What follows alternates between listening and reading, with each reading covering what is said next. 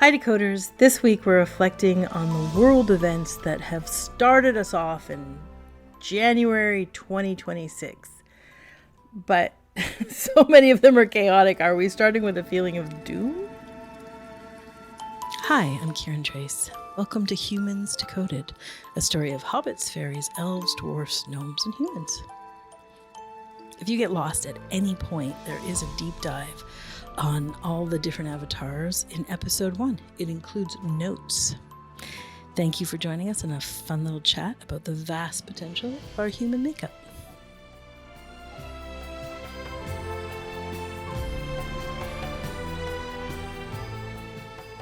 Hi Cami, hi Leela. Hi Kiran, hi Leela, hi everybody in the world. Hi loves.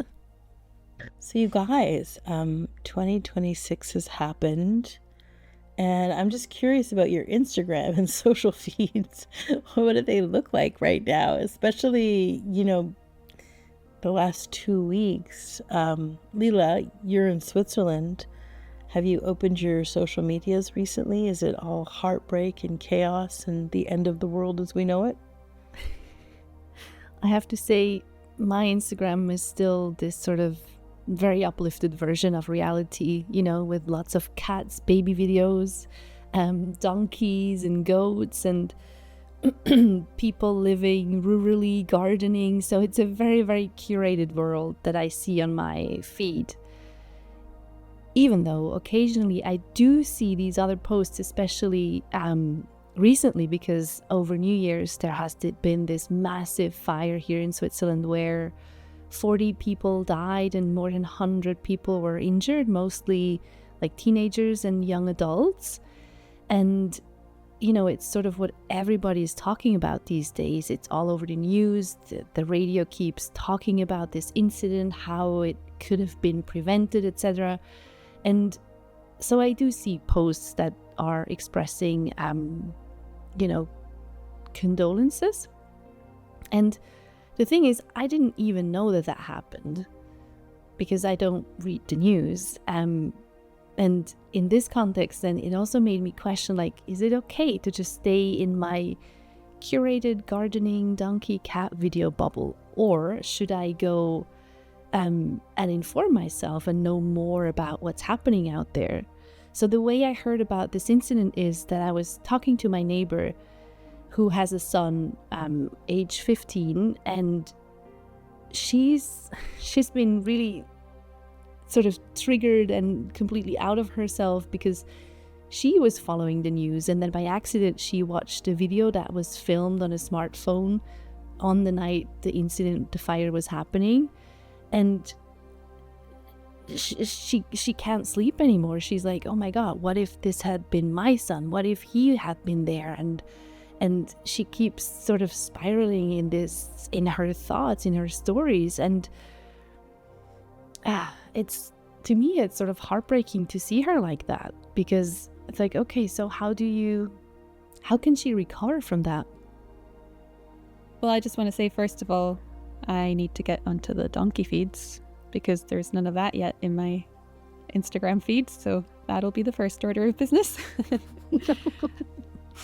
But similarly, I feel for your friend. At the start of the year, I woke up with the news of Trump invading Venezuela, and it did knock me a little bit. It was a bit like a punch to the gut, like, oh, we're here again. And especially for me, because when Bush invaded Iraq, I was a lot more politically engaged. So it triggered a lot of the same sensations of powerlessness and capitalism, it's, little guys versus them, and injustice, and, this sort of maelstrom of oh, I'm so powerless and angry. And at the same time, I would say my social feeds are very curated. For me, it's, artists and dogs. I'll soon be adding donkeys. But if anything appears that's triggery or designed to sort of captivate you in a fear-based way, I'll be like, nah, I'll make sure to click on the post and say not interested, don't ever show me this again. But kind of turning back to the 2026 feeling of doom, there's definitely a feeling of foreboding. I would say generally, especially coming from a creative world where there's all these questions about AI and creative authorship, what's going to happen to our jobs, what's going to happen to people that make images, what's going to happen to people who make images like myself. So I can spend 3 to 8 weeks on a painting and AI can do it in 2 seconds flat. Or, you know, in the film industry, like big companies like Coca-Cola just decided to make their commercials out of AI, or like McDonald's, and, you know, those would have been like huge productions that would have employed like hundreds of people. So yeah, there's this feeling of like, oh, we're all fucked. Like the future's coming, and like,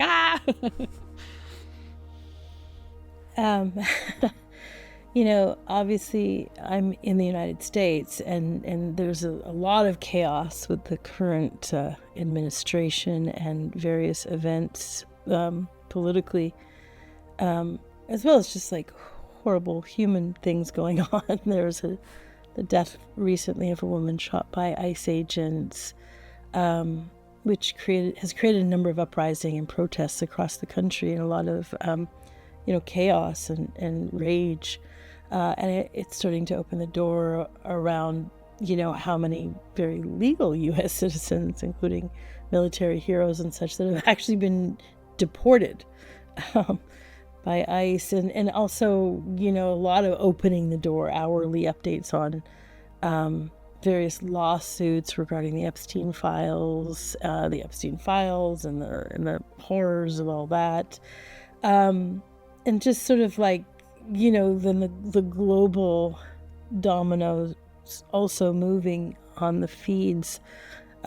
Just our hearts with Iran and the Iranians having the courage to call out for the end of Khamenei's rule. But the death count rising in those uprisings. And of course, Israel, again, returning to Gaza with more military strikes. And, you know, we're just, all of that is since, you know, December, January of 2026. So it feels very grim to people, a lot of people. And, you know, something I also want to mention, because we're talking about this a lot, like these feeds that are so chaotic and so painful and so heartbreak and so doom actually bounce us into the other feeds that are like, not necessarily the donkey videos or the cat videos, although they're fabulous. For me, it's the funny baby ones. But like recently, a few weeks ago, there was a TV show that premiered on HBO called Heated Rivalry, which is about these two hockey players who are out and interacting in a beautiful, loving relationship that even appears sane. But I haven't seen the show yet, but I have seen all the memes and all the influencers and stuff, and all of that stuff is very what we decoders, we call Lala, very popped out, very bubbled off, kind of insulated. It has the same vibe as like Twilight in a way, like it's like the Twilight movies and shows, you know, like it has this like obsessive romantic aspect to it. And we literally just did a show on What Are You Watching, and this is a perfect example. It's like so grippy, people are so obsessed. People are literally using the word like obsessed. I've watched it a million times, I think about it all the time, you know, are clear signs that this is it's still fear indulging, but it indulges in its opposite way. And I think that's what, you know, like 2026, there's just so much heartbreak that we can find ourselves bouncing quickly to these bubbled off, obsessive, romantic, beautiful, you know, the two co-stars are so beautiful. You know, we can find ourselves bouncing between the two, and it's not a great place. And neither of those are great places where we want to be.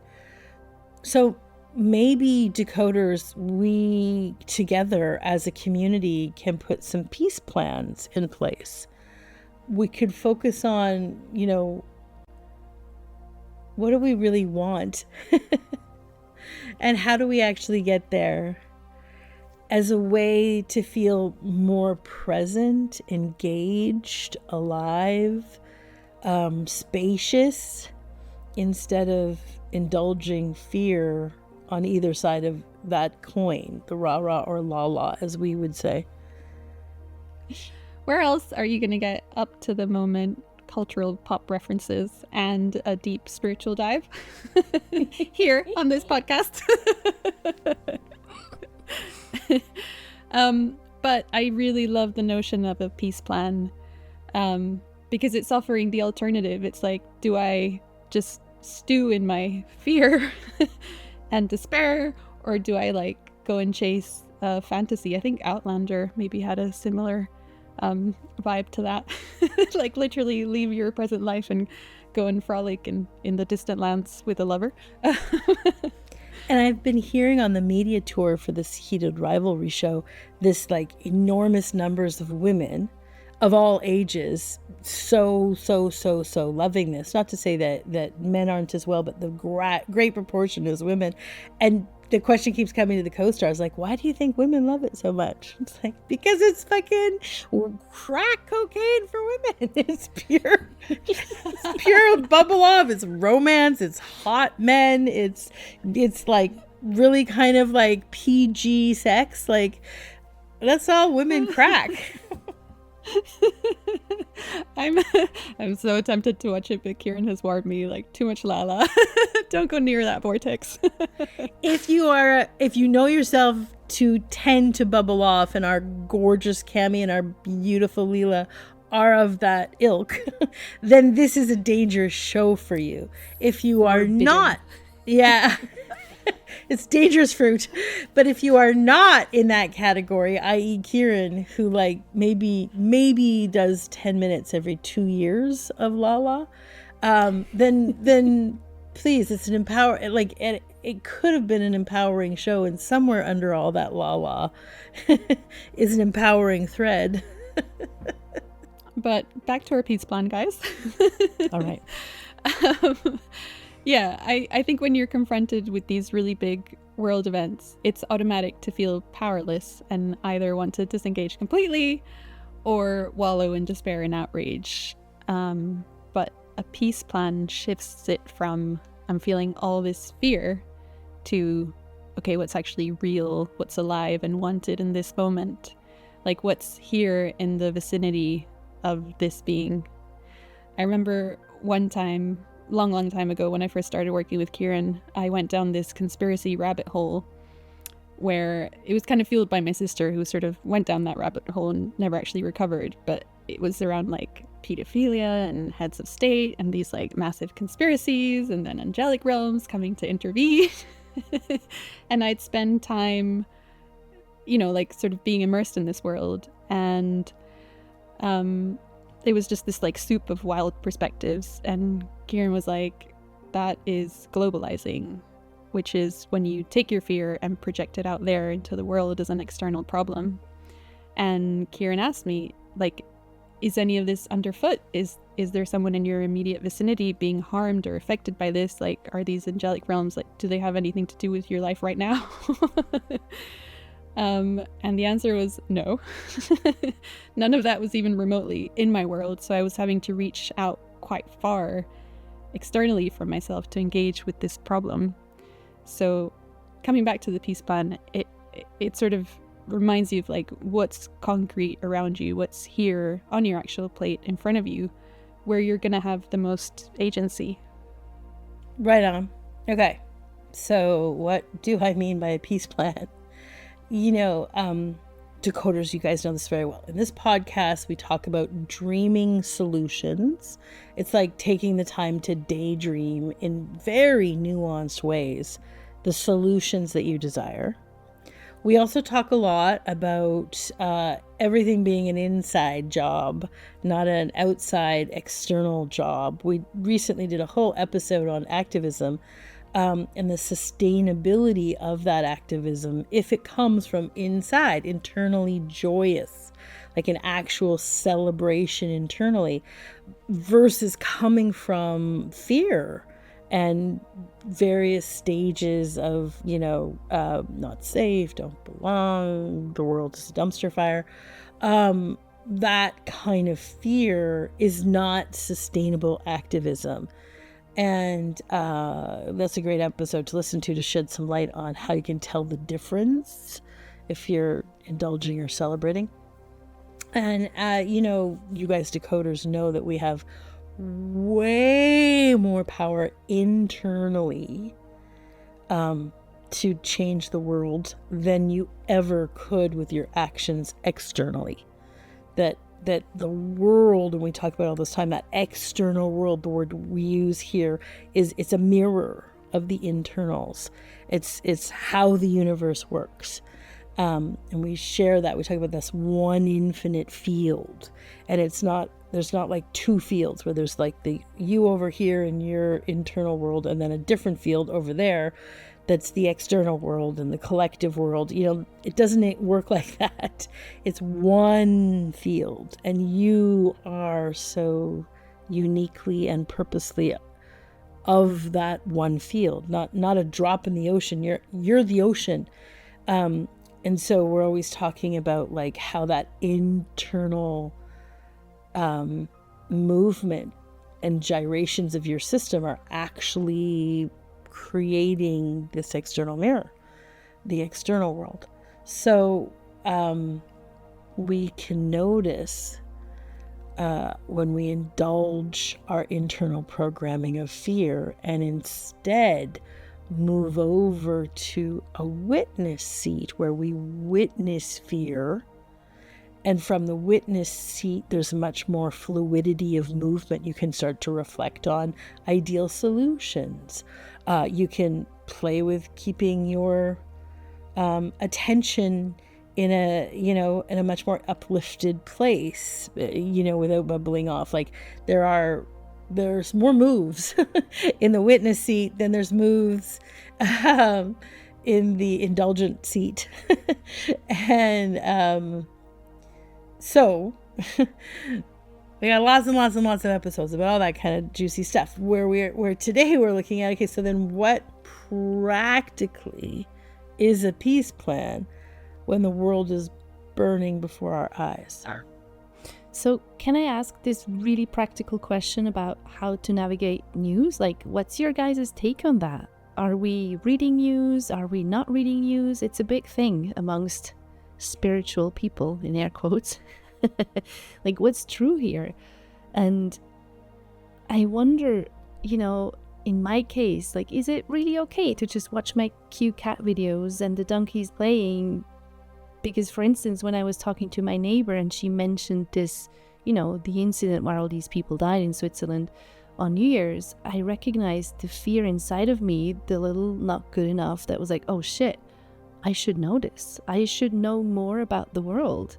Maybe it's not okay to be living sort of, inside of my own world. And yeah, is it a version of Lala? Like, is this a version of me bubbling off and not wanting to see what's happening in reality? I would say I'm, as I said, protective of the bubble that I'm exposed to, because I feel like I'm aware that just because it's news doesn't mean it's an accurate perspective. But every now and then I might follow a news organization for a little bit, almost like dipping my toe in the water. Like, do I like what they're feeding me? And sort of gently let them in.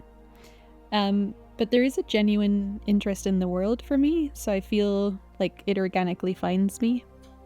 So I come across tidbits of information in conversations or in the things I scroll through. I tend to scan for the big picture. I wouldn't say I'm into the details much, so I don't follow that closely, but I kind of like to know the gist of like things that are happening. I don't think that it's one or the other. And what you guys are saying is echoed in my life too. My mother would always say, like, it's my civic duty, which would be her saying it was her civic duty to watch the news. So my mother is, she's in her late 70s. She comes from a generation before social media, before fake news. She's also a Canadian. Canadian news is much more vetted for facts than the US or emerging countries' news. And Canadian news prides itself on representing all voices in a story versus an echo chamber.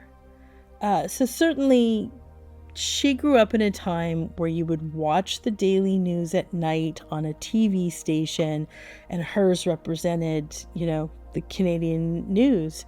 And people really thought, like, that's your civic responsibility. And it's a different landscape today. It's so very different. It's not my mother's world at all. And it's not our civic responsibility to pay attention to all the news coming across our feeds. But I agree with what you're saying, Cami. We don't necessarily want to avoid the world. And so it's about what's alive. It can be very alive to see what's up in the world. What's up? And it's really, really okay if it's not. Which is to say, it's really okay, decoders, to turn off your feed. Like, yay for, social media or media, retreats. Yay for taking a few days of just, yoga or extended days at home where we're giving ourselves practices to be disconnected from a bombardment of information. And I would say yay for highly curated social media feeds. We know that doesn't insulate you from the world. You're still going to find out the news. Leela found out about it by just interacting with her neighbor. And as Cami's saying, it organically finds its way to you. So you get to be curating how news arrives or how information arrives. And I think that's wonderful. So personally, it's very alive for me to see what's going on in the world. And I notice that there's many diverse places that I'm going to go look. Like, for instance, if something's coming up, even whatever, the heated rivals or the war in Gaza or the Iranian uprising, all of that stuff, I will go to key intellectuals and maybe even academics that I value. I'm also going to include some comedians that I really like that are reflecting on this event or these same events. And then I'm also going to go very intentionally to a feed that's really very bad, very crappy, very focused on fake news because I want the comments. I really love the comment section, and I can usually extract some very nuanced details that were otherwise missed. And then I'll also do like a Google search and randomly be introduced to new points of view on that. So it doesn't take long. Like inside of 10 to 12 minutes, if I'm interested in something, I can move to 12 different sources of that piece of information, discerning specifically what is accurate, even if that's going to challenge my story. And I think what I'm speaking to is what we all are going to be learning to do in this AI world that Cami's talking about, where there is no longer a singular storyline that represents one true storyline that we all agree on in human culture, that's being disrupted. Currently, AI is able to create news and storylines that even imitate respected news anchors or respected intellectual personalities very succinctly. So we're already unable to discern accuracy based on content. And this sort of thing's going to force us to learn discernment, learn how to review a piece of information that feels alive across many more perspectives. And that's more than 4. like more than how it was in another generation. We're talking 12 or 15. And I think it's great. I think it's very great for each of us to be practicing discernment and learning how to do that, because the more we learn that, the more sensitive we become to human processes and even our own processes. It's good. More discernment is more awareness. More awareness is more sensitivity. More sensitivity is more connectivity. More connectivity is more fulfillment. Follow that line. It's all really good news to me. So I think the ultimate answer about are we listening to news or are we not is that what feeds your joy, not your fear, right? What's going to feed your curiosity, not your sensationalism? What feeds your genuine question, not reinforcing injustice or not being safe or not being loved? And that's there's not a quick answer to that. It's a longer awareness practice. Just a quick one to say that I also had a lot of pressure from my parents to be informed, and when I announced, because it was, I was like, oh, I'm spiritual now, I don't do news. When I announced that I wasn't reading the news anymore, my dad was like, how can you do that? What? But I would say I'd found my own way back to it in a way that's a little bit more comfortable. And I also do some of the things that Kiran does. I follow some accounts that are just awful, in the gutter, but I'm just curious, where's the temperature at? What do the comments say? And if there's a really sensational article, I'm like, is there any sanity in the comments or in the reactions? So yeah, I feel like I found my own way to be playful with it. So when I hear peace plan, and when we're talking about what is alive here and what is, as you said, Cami, in the immediate vicinity of this being, what I think about is the prayer group we had for a moment in our community, where we would come together and envision the deliciousness, as we call it, of, let's say, peace in Gaza, for instance. And we've referenced the prayer group in previous episodes. And I don't know, can we turn the tide of the conversation towards a prayer, for instance, towards a solution when our neighbors or family are being so very triggered? And, I'm seeing, just as we're talking inside of myself, that I'm either indulging my fear by being overly interested in the news of the world, the external, or I move completely away from it and ignore it and avoid it. Yeah, I think what you're saying is really echoed in the decoder's experience, right? Where we either feel like we're completely too available and pressurizing ourselves to be even more available, or we're flipping the other way and being so bubbled off, it's this extreme movement. But there's this middle way. There's this much more grounded, centered way, which is that you're talking about, which is feeling into an ideal solution. That's what we were doing in those groups. We were listening for these ideal solutions and having each person who had their own point of view throwing one part of that puzzle out. And so we put all the puzzle pieces together. We found this really cohesive story of a solution. But in ourselves, we can do that. Instead of being so open or so bubbled off, we can be intentionally sitting in an awareness of the solutions we want. So part of a peace plan then includes shifting the group conversation that way. You're talking about with Cami's parents, or with Leela's neighbor being so triggered. I love hearing that because, I find myself in so many conversations here in Switzerland about the United States, because I travel often to the US. People feel like they want to talk to me about all the things that are wrong with this country. And I sit there and I feel that hopelessness. I feel what you said in the beginning, Cam. I feel like, fuck, yeah, like, what do you say?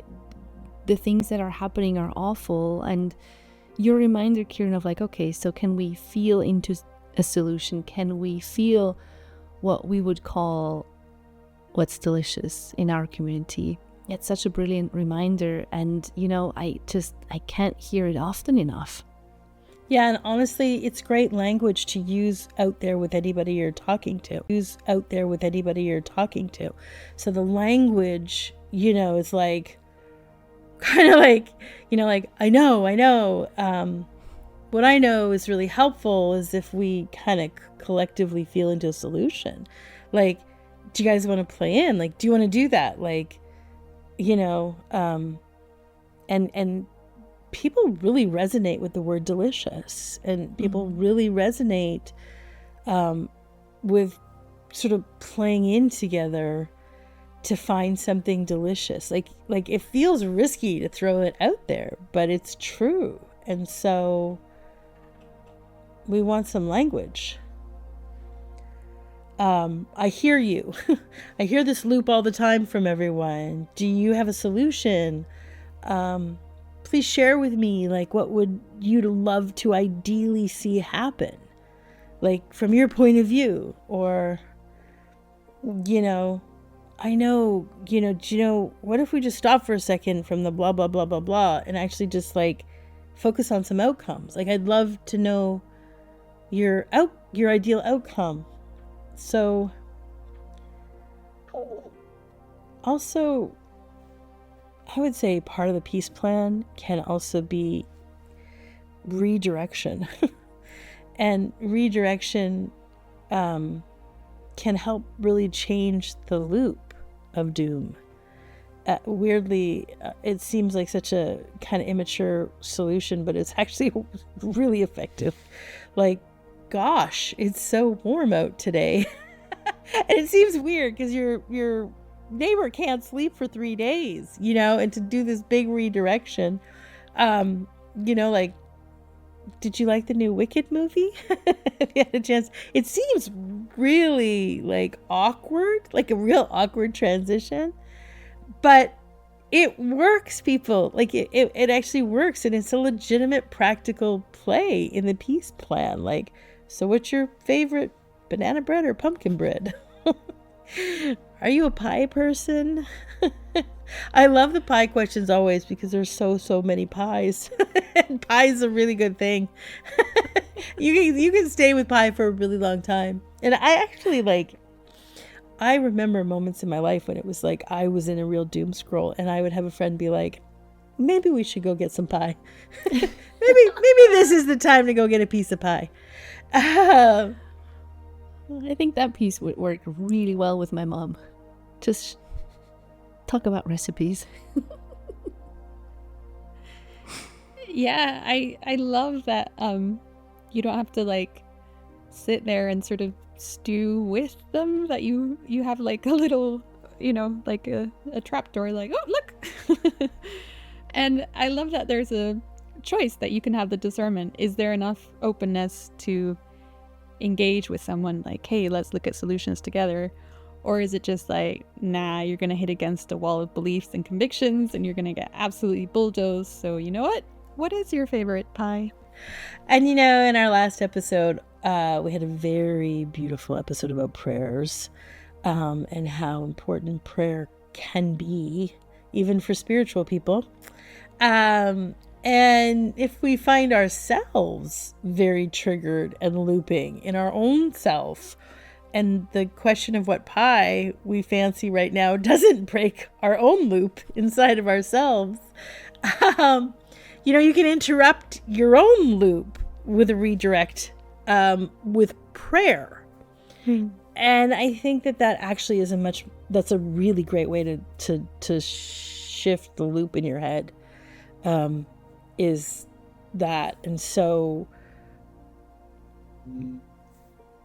I notice I can find myself.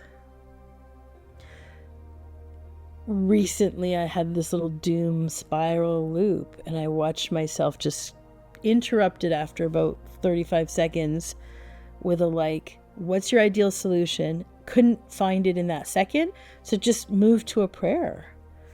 And the prayer was just really simple. Like, everything is supported. Like, I know the support can be brought to me. Like, I know there's support for me. And then I could loop that prayer, you know? And it's great to loop a prayer. Like, go for it. Loop that prayer instead of the doom. If you guys could see me in video, you would have seen my shoulders drop 2 inches in that little bit there. Absolutely, I feel like prayer works in the macro and the micro.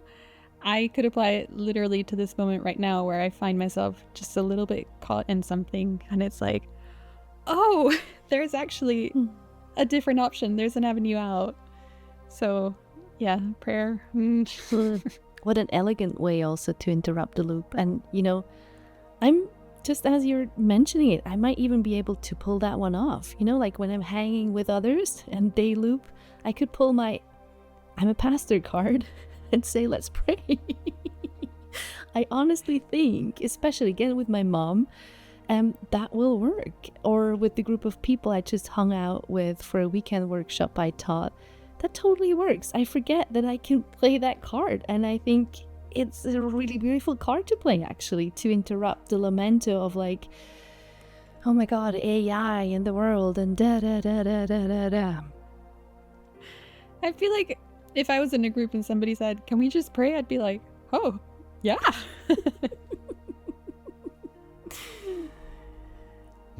But ultimately, Kiran, right? It's about the awareness. It's not about the prayer. It's not even about the language. Yeah, I think I'm loving the practical elements of our peace plan here.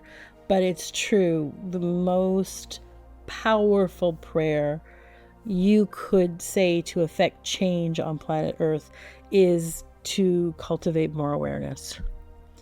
Awareness doesn't come from our mind figuring shit out.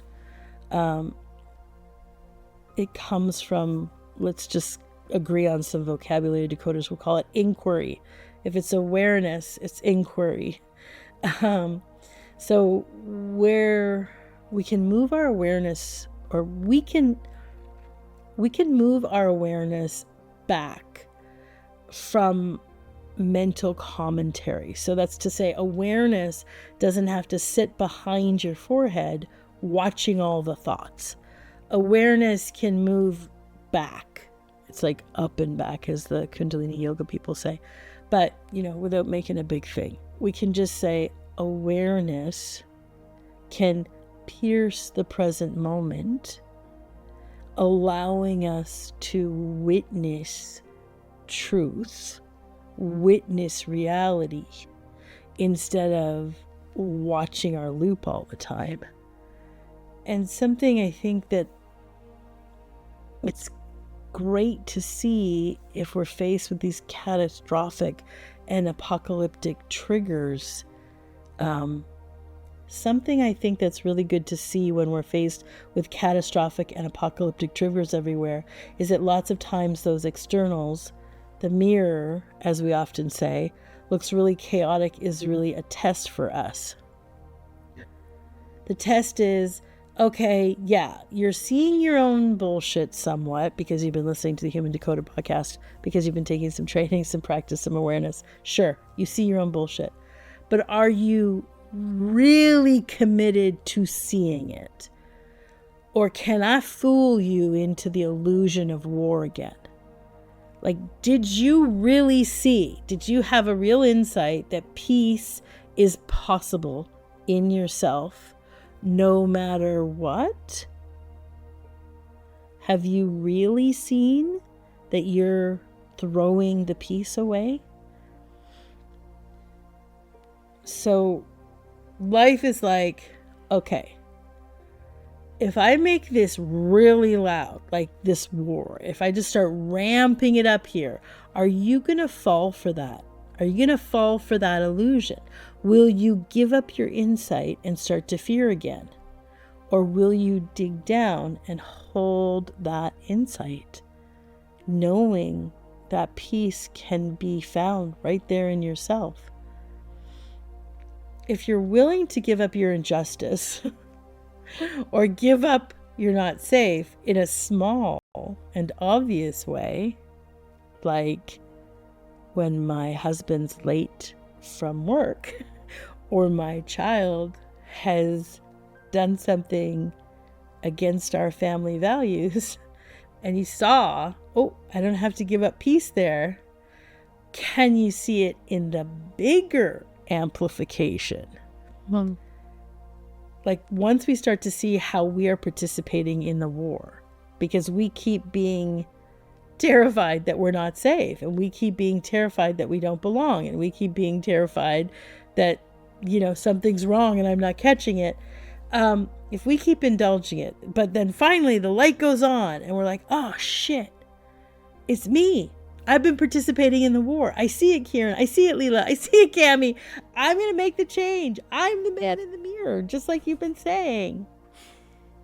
Life will test you on that. Because our mind thinks it's going to be different. Our mind thinks life's totally on our side. Like life's going to celebrate every insight with you. We think, okay, once you have an insight, life's going to be like, yay! You saw, you're participating in the war. You saw it. And then they're going to part the waters, and it's just, life's going to be like, it was all just an illusion. See, there's peace everywhere. It's all peace. It's just peace because you didn't indulge it that one time. Whoa, it's all peace. No, life plays a different game. Life goes, okay, I see you.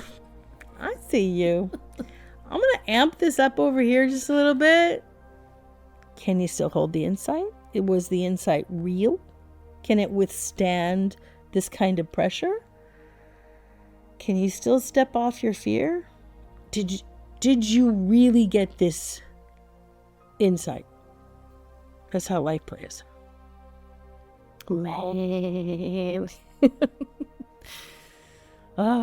And that's where you, Kiran, always say it's so courageous to live peace, to really live it sort of inside of yourself where it all begins. That's the fundamental step. And, you know, I've been invited to a weekend a few months ago, a peace conference with different peace leaders, spiritual and secular. And I offered a workshop there about how this peace starts inside of your own body very practically, by, you know, actually hearing your body, letting awareness be in your body. Because how often do we go to war inside of our bodies, deny, I don't know, food when we're hungry, or water when we're thirsty, or go to bed when we're tired, like all these simple, super banal things. And then, you know, I look around inside of myself and I'm like, holy crap, yeah. Like there's like lots of little, sometimes subtle, sometimes loud wars. Even though I know, you know, all this to be true, that peace really does start with not fighting the moment, not fighting what is. It's like, well, yep, there's tons of war going on inside here. What to do? What do you mean? I have to give him up. Damn it. I feel as we're talking, the wars I'm fighting, the little like bits I'm holding onto are definitely coming into more relief. So yeah, the little battles I want to hold on to, like me against the world. You don't understand. And yeah, like Leela says, it definitely takes some courage to be able to look at them, let alone release them. But that's the opportunity. There's so much peace to be had inside of your own sphere. There's so many micro opportunities to lead with awareness instead of separate self or indulgence or fear. And before you look at the world, or as you look at the world, they're kind of one in the same way. So it's your world, but it's the world. So these tiny little micro decisions you make, that's the world. There isn't a world out there. It's not you here in your bedroom and the news outside. The peace that is being fostered is happening right here inside of you. Right on. And it's the beginning of a new year. Lots of times people will say, like, okay, what's our new year going to be? You know, like, what's the vibe? What's the flavor? And sometimes you can get a little taste on the wind. Like in the beginning of 2025, it was felt by me anyway, so clearly that this is a year of opportunity, opportunity, opportunity, opportunity. And before 2026 happened, before I felt a taste on the wind, I would have wanted or projected 2026 to be about harvesting those opportunities. But now that we're sitting into 2026 and I'm getting a taste on the wind, what I think 2026 is going to be more about is pause, which is another way to say space, or even a peace plan, you know, that. And I know that doesn't look like what 2026 is starting in its bloom to be, with the cacophony of world events being so heartbreaking. But I want to just throw it out there. Since we're talking about, as a community, putting a little peace plan together, what we're talking about in that peace plan is about what is the news that we're watching. When we hang out with others, can we talk about solutions in ourselves? Can we hear solutions or even prayer to interrupt a loop? Can we use prayer? And more and most importantly, in our peace plan, not falling for the illusion every time. And every one of those practices is going to carve out some space. And in that space, there can be a dawning of peace. There can be like a little breath, a little seed. I think of a pause like when you're playing sports, and then you get to go to the sideline and just catch your breath. And I think all the practices that we're talking about today are like that. That's what we're saying. We're saying, hey, instead of gearing down into the fear, instead of popping off into a spaced out false bubble and collapsing against this cacophony that feels like a war out there, there are more active things you can do, which includes a move to the sideline, catch your breath, disconnect from how you're going to play, and, you know, refocus before you play in. I don't know if 2027 is when we all go play in. I don't know if that's 2028. Who knows? I just know, like, this is the taste on the wind, I feel. What a beautiful directive for 2026. Pause. Catch your breath. And I feel like it's literally what we do in this podcast. Like, as we're recording, I feel this space open up inside of me. As we were planning the episode, same thing. It feels like there's always this little respite and sanctuary where we come together and explore what's true. And it's just a joy sharing it with you all. Yeah, totally. This is the peace plan. This is it. All right. Thank you so much for listening. Talk to you next week. We love you. Bye-bye. Thank you for listening. We obviously love hearing what you think. Your feedback helps us make a better show for you to listen to. So feel free to comment, and you can do it at Facebook, which is the Humans Decoded podcast. And if you're not on social, you can always email any questions to us at outreach@kirantrace.com. And thanks for listening. We love you.